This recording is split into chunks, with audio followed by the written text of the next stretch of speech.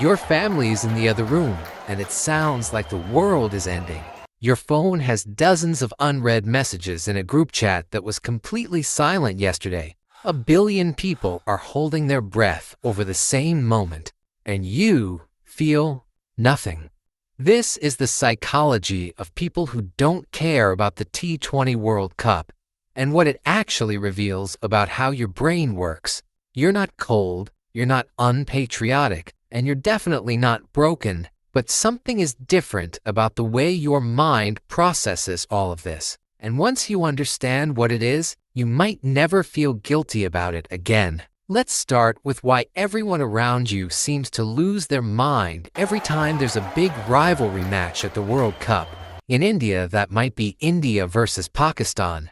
Psychologist Robert Cialdini studied something called basking in reflected glory, or burging. In his research, published in the Journal of Personality and Social Psychology, he found something fascinating. When a team wins, fans say, "We won." When the team loses, it suddenly becomes, "They lost." Notice the switch. The brain literally borrows someone else's victory and treats it like its own.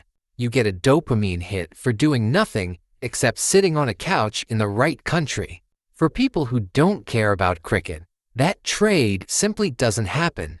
Your brain doesn't offer you that credit, and that's not a malfunction, that's just different wiring. But there's a deeper layer. Psychologist Henri Tajfel's social identity theory explains that your sense of self isn't just about who you are individually, it includes which groups you belong to. When a cricket match becomes a national loyalty test, choosing not to care feels, to the people around you, like you're walking away from the tribe. And this frustration directed at you isn't really about cricket.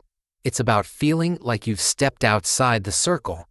And this is where your story actually starts. Researcher Elaine Aron found that roughly 15 to 20% of people have what she called sensory processing sensitivity, a nervous system that takes in stimuli more deeply than most. The noise, the emotional swings, the constant tension of a 3-hour match.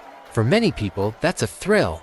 For you, it might feel closer to a storm you never signed up for. Think of it this way. When that match is on, 1 billion people are tuned to the same broadcast, their emotions synchronized, their attention locked to one screen.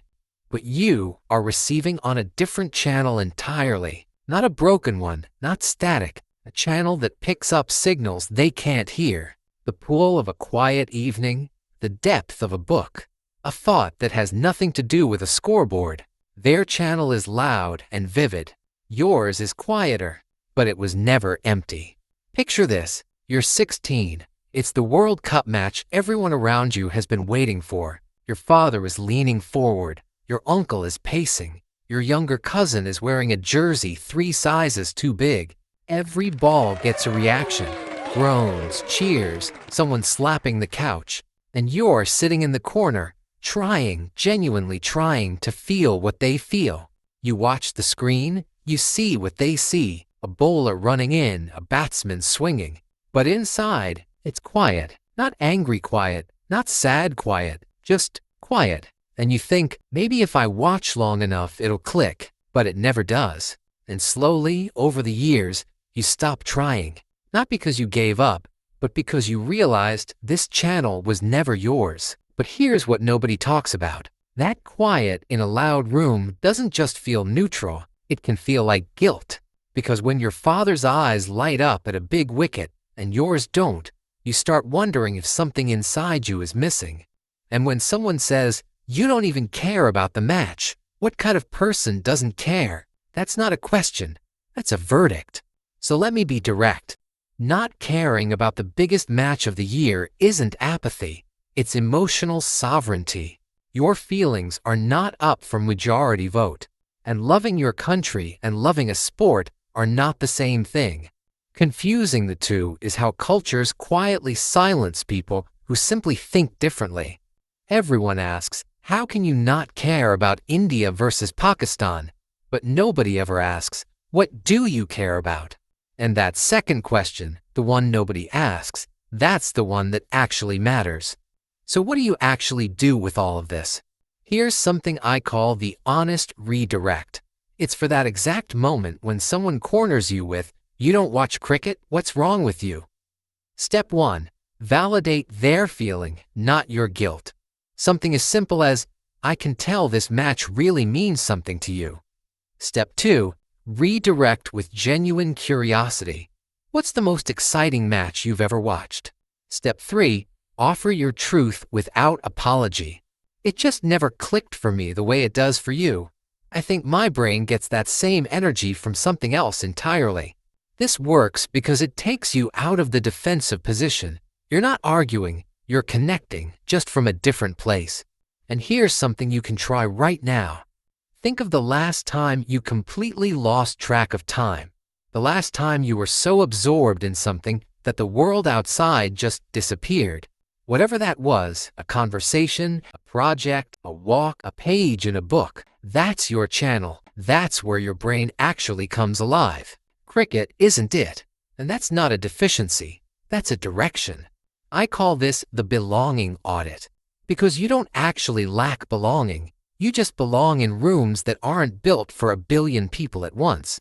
Your belonging is smaller, but it was never lesser. And one last thing. Next time you feel strange for not caring, try flipping the lens. Pick something you genuinely love that most cricket fans probably don't. Now imagine 1 billion people obsessing over your thing and someone asking you, "What's wrong with you for not sharing the excitement?" It would sound absurd. And the only difference between their obsession and yours is numbers.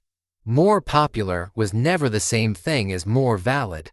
While they count runs, you're counting something else entirely.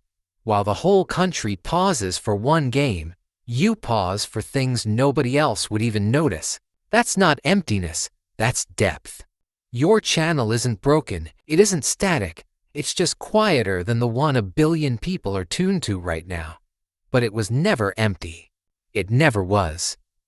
If this put words to something you've always felt, you might want to save it for the next time a big match rolls around and that familiar silence finds you again.